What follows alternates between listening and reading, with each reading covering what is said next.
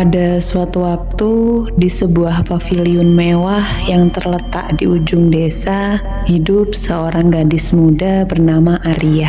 Ia adalah seorang yatim piatu yang terpaksa tinggal bersama seorang juragan kaya bernama Bapak Suryadi, seorang pria paruh baya yang memiliki kekuatan luar biasa di desa tersebut. Paviliun itu mewah, namun kesepian dan penuh kesuraman.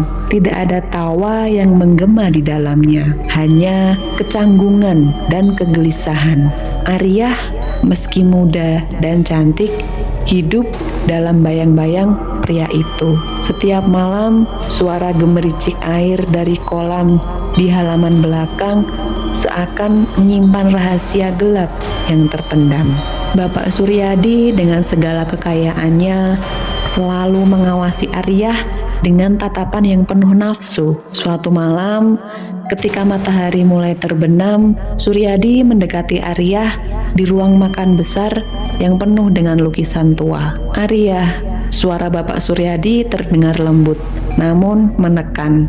"Kau tahu betapa aku menginginkanmu. Hidup ini penuh dengan kesepian, dan kau adalah satu-satunya yang bisa membuatku merasa lengkap. Mengapa tidak kau menjadi selirku? Aku bisa memberimu segala yang kau inginkan." Arya menunduk. Perasaan tidak nyaman merayap naik ke dadanya. Suryadi selalu menatapnya dengan tatapan penuh ambisi, tetapi ada sesuatu yang sangat menakutkan tentang pria itu. Ia sudah sering mendengar bisik-bisik di desa tentang kedekatan Suryadi dengan kekuatan yang tak terjamah oleh kebanyakan orang. Kekuatan yang konon berasal dari perjanjian dengan entitas yang tak terlihat. "Aku tidak menjawab, aku tidak bisa," jawab Arya pelan, berusaha menjaga suaranya yang tetap tenang. "Saya hanya ingin hidup bebas. Saya ingin mengurus hidup saya sendiri." Namun Suryadi tidak menerima penolakan begitu saja. Wajahnya berubah suram, kemudian berbalik kasar. "Kau tidak mengerti," katanya. Suara bergetar penuh amarah. "Kau akan menyesal telah menolak tawaranku." Di dalam hatinya, Arya merasa bahwa malam itu adalah titik balik hidupnya. Dia tahu jika dia tetap tinggal, hidupnya akan terperangkap dalam cengkeraman pria itu. Seperti halnya banyak perempuan yang pernah masuk ke dalam rumah ini dan tidak pernah keluar lagi. Tanpa ada pilihan lain, Arya memutuskan untuk melarikan diri dari paviliun malam itu juga. Namun, malam yang tenang itu ternyata menyimpan ancaman yang lebih besar dari yang ia bayangkan. Arya berlari menjauh dari paviliun, menembus gelapnya malam dengan langkah terburu-buru. Setiap langkahnya terasa berat, tetapi ia tidak peduli. Ia hanya ingin keluar dari rumah itu, jauh dari Suryadi yang mengintainya. Di luar, udara malam terasa dingin menekan, tetapi Arya merasa tubuhnya hangat oleh rasa takut yang semakin membesar. Namun, pelariannya bukanlah tanpa hambatan. Di tengah perjalanan, ia bertemu dengan seorang pria tua yang mengenakan pakaian mewah, Tambahsia, seorang kaya raya yang baru saja kembali dari perjalanan bisnisnya. Tambahsia adalah pria yang dikenal di seluruh kota karena kekayaan dan pengaruhnya. Tapi yang tidak diketahui banyak orang adalah ambisinya yang lebih gelap lagi. Melihat Arya yang melarikan diri dengan tergesa-gesa, Tambahsia merasa tertarik. Ia melihat kecantikan di dalam diri gadis itu, dan dengan cara yang sangat licik, ia menawarkan perlindungan kepada Arya. "Kau tidak perlu melarikan diri," kata Tambahsia dengan senyum tipis. "Aku bisa memberimu rumah yang lebih baik, lebih nyaman daripada paviliun itu. Dan aku tentu saja akan menjagamu." Namun Arya tahu bahwa Tambahsia bukanlah orang yang baik. Ia merasakan hawa yang tidak beres di sekitar pria itu. Seolah-olah ada sesuatu yang mengintai di balik kata-kata manisnya. "Terima kasih, Pak," jawab Arya dengan nada yang hati-hati. Tetapi Saya tidak ingin berhutang budi, tetapi saya tidak ingin berhutang budi pada siapapun. Saya hanya ingin pergi. Tambasia melihat ke dalam mata Arya dengan tatapan yang tajam, lalu tersenyum lebar. Kalau begitu, aku akan membiarkanmu pergi, katanya pelan.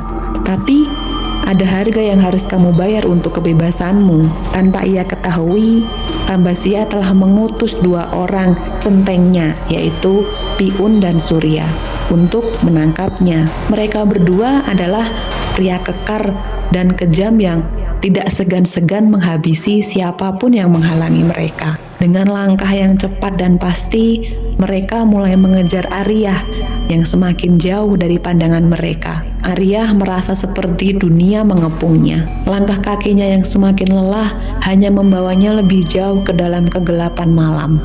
Dan suara langkah Piun dan Surya semakin dekat. Terengah-engah, Arya melihat sebuah bendungan di depan matanya. Bendungan dempet yang terletak dekat dengan Danau Sunter. Ia tahu bahwa tempat ini jauh dari perkampungan, dan jika ia bisa mencapai bendungan, ia mungkin bisa bersembunyi dari pengejaran mereka. Namun, keberuntungan tidak berpihak padanya. Ketika ia berlari semakin cepat, kedua centeng itu akhirnya berhasil mengejarnya. Piun dengan tubuhnya yang besar dan tangannya yang kuat meraih leher Arya dan menariknya ke tanah. Arya berteriak, berjuang dengan seluruh tenaga yang tersisa. Tetapi Surya dengan senyumnya yang menyeramkan menahan kakinya. "Sudah selesai, Arya," kata Surya dengan suara rendah yang penuh kebencian. Piun kemudian melemparkan tubuh Arya ke dalam air bendungan yang dingin dan gelap. "Kau takkan bisa melarikan diri lagi." Tubuh Arya ditemukan beberapa hari kemudian oleh seorang petani yang sedang berjalan menuju sawah, sekitar 400 meter dari jembatan Ancol. Ia sudah tidak bernyawa, tubuhnya mengapung di atas air dengan mata yang terbuka lebar, seakan menatap sesuatu yang tidak terlihat oleh orang lain. Namun Arya tidak mati begitu saja. Arwahnya terjebak dalam kegelapan, penuh kebencian dan dendam terhadap mereka yang telah merenggut nyawanya. Setiap malam ia mulai mengembara, mencari jawaban dan mencari ibunya yang sudah lama menghilang. Sejak itu, cerita tentang arwah Arya mulai beredar di kalangan penduduk setempat. Orang-orang mulai mendengar suara tangisan di malam hari, suara langkah kaki di atas jembatan, dan melihat sosok seorang gadis muda dengan wajah yang hancur berdiri di pinggir jalan. Mereka yang berani mendekat akan merasakan hawa dingin yang menyelusup ke tulang mereka, disertai dengan bisikan nama mereka, Arya. Konon bagi mereka yang melihatnya, kematian akan mengikuti mereka. Sejak kematian Arya, banyak kejadian aneh terjadi di sekitar jembatan Ancol dan bendungan Dempet. Beberapa orang yang melintasi area itu pada malam hari melaporkan melihat seorang gadis berdiri di tepi jalan. Tubuhnya pucat dengan mata kosong yang menatap jauh kegelapan. Namun yang lebih mengerikan adalah mereka yang melihatnya seringkali mengalami kejadian tragis dalam hitungan hari. Seorang pedagang keliling pernah mengaku melihat sosok Arya yang ia mengayuh sepeda tuanya melewati jembatan itu. Keesokan harinya, ia ditemukan tewas dengan wajah yang membiru. Tubuhnya mengambang di sungai, persis seperti saat Arya ditemukan. Seolah-olah arwah Arya memilihnya untuk berbagi nasib yang sama. Salah satu kejadian paling terkenal adalah yang menimpa seorang pemuda bernama Darmo, seorang pekerja malam yang sering melintas di sekitar bendungan. Suatu malam, saat pulang kerja, ia melihat seorang gadis berbaju putih duduk di atas batu besar. Rambut panjangnya menutupi wajahnya. Saat Darmo mendekat untuk bertanya, gadis itu tiba-tiba menoleh, memperlihatkan wajah yang hancur, mata hitam yang kosong, mulut sobek hingga ke pipi. Darmo menjerit dan berlari sekencang mungkin. Tetapi selama berhari-hari setelah kejadian itu, ia mengalami mimpi buruk yang sama berulang kali. Arya berdiri di ujung tempat tidurnya, mengulurkan tangannya yang pucat, seolah memanggilnya untuk ikut bersamanya. Pada malam keempat, Darmo ditemukan mati tergantung di kamarnya sendiri. Wajahnya membeku dalam ekspresi ketakutan yang mengerikan.